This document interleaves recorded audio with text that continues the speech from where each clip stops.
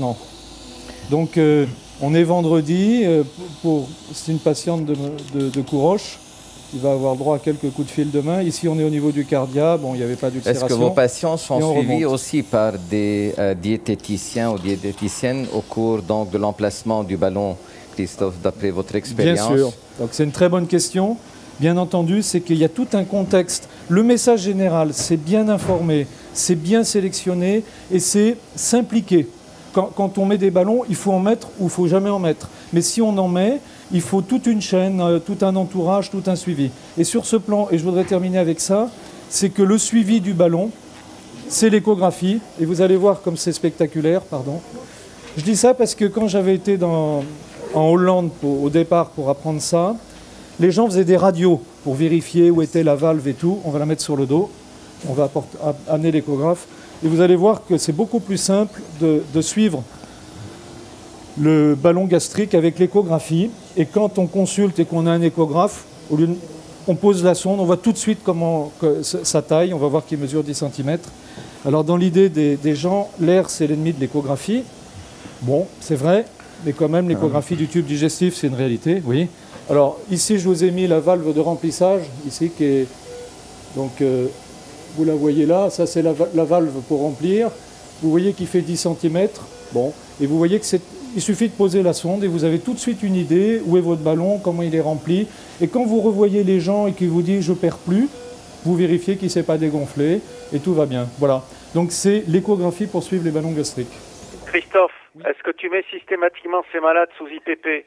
Excellente question. La réponse, c'est oui, à pleine dose au tout départ, les premiers jours, parce qu'ils vomissent. Et puis après, c'est à la carte ou bien un IPP demi-dosé. Mais de la sorte, on doit éviter les ulcérations gastriques. Donc effectivement, c'est très pertinent. Il y a une chose aussi très importante, c'est de surveiller la kaliémie. Parce que les problèmes, c'est les gens qui vomissent de façon incoercible et qui du coup se déshydratent, on rentre dans un cercle qui n'est pas vertueux et on aggrave encore les vomissements. Donc bien veiller à ce qu'ils aient du sirop de potassium et des antiémétiques les premiers jours, surveiller la kaliémie au 5e jour et puis après, il n'y a plus besoin en revanche de surveillance du ionogramme. Et donc, le Dolozal, une demi-ampoule juste après l'intervention et 12 heures après. Alors chacun ses petites recettes, c'est intéressant. Oui, selon mon expérience, c'est assez efficace de donner une demi-ampoule de pétidine juste après la mise en place du ballon. Et 12 heures après, ça facilite et ça diminue le risque de retirer le ballon. Christophe, qu'est-ce que vous me donnez comme antiémétique? C'est une question de Jean-François Lefebvre. Ok, donc on fait du Zofren lorsque le patient est au bloc. D'abord, il faut dire, c'est que tous les ballons qu'on met, c'est en externe bien entendu, ils viennent, 2 heures après, ils sortent. Hein. Donc là, la patiente a été hospitalisée, bon, il y a un contexte différent, elle a été intubée, tout ça, c'est pas nécessaire. Donc on fait simplement en externe de façon simple. C'est une fibroscopie, c'est quelques minutes hein, pour mettre un ballon. Donc le message, c'est que c'est simple à faire, mais c'est pas simple comme démarche. Et il ne s'agit pas de dire je vais mettre des ballons comme ça. Il faut vraiment, il y a une vraie implication si on est intéressé par les ballons gastriques et c'est à la portée de tout le monde. Vous avez vu que ce n'est pas difficile. Maintenant, le retrait, c'est un petit peu particulier et je retire ce que j'ai dit pour la pause, il n'y a pas d'intubation. Pour la dépose, il faut obligatoirement une intubation pour éviter le risque de régurgitation. Voilà. D'autre part... Revenons aux antiémétiques. Oui. Vous avez à moitié répondu à cette question. Qu'est-ce que vous donnez? Alors, on donne Zofren intraveineux en salle. Ensuite, on donne une ordonnance au patient avec sirop de potassium, IPP, Primperan suppo, un antiémétique par voie orale, et puis c'est tout. Et on revoit le patient au bout d'une semaine avec le dosage de la kaliémie. Mais il n'y a pas besoin de les revoir. En général, il vous a déjà appelé 2 ou 3 fois. Parce qu'elle va vomir, elle va être mal fichue, voilà. Merci pour ça. Vous percez le ballon pour le retrait? Pardon?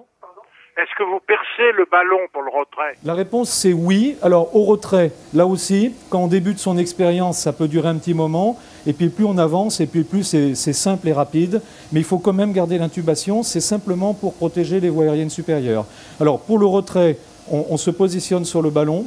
Au départ, on cherche à nettoyer l'estomac et tout, ça ne sert à rien. On va droit sur le ballon, on perce tout de suite le ballon. Il faut faire qu'un seul trou et bien rentrer dans la cavité, enrouler un petit peu l'aiguille, démandriner l'aiguille pour augmenter le calibre du cathéter et vider plus vite. On vide à l'aspiration. Une fois qu'il est complètement vidé, on le saisit avec une pince et on fait un retrait avec la main molle pour ne pas s'impacter, ne pas dilacérer le ballon, et on le retire. Pensez bien, quand vous arrivez à proximité du quillian, à dégonfler le ballonnet de la sonde d'intubation, et il sort. Bon, quand quelqu'un a l'habitude, c'est la procédure totale, c'est quelques minutes, hein, c'est pas compliqué. Mais ne croyez pas que c'est toujours très simple, parce que même quand on en a mis un certain nombre, il y a toujours des petits gags. Le ballon, il glisse sur lui-même, donc on n'arrive pas à bien le piquer, donc l'aiguille glisse, donc il faut bien être tangent.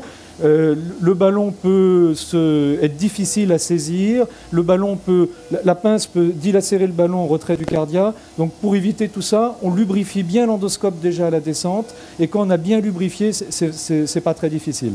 Enfin, c'est un kit spécial pour retirer les ballons qu'on a, donc l'aiguille et la pince, non? Oui, ce sont une aiguille et une pince à usage unique.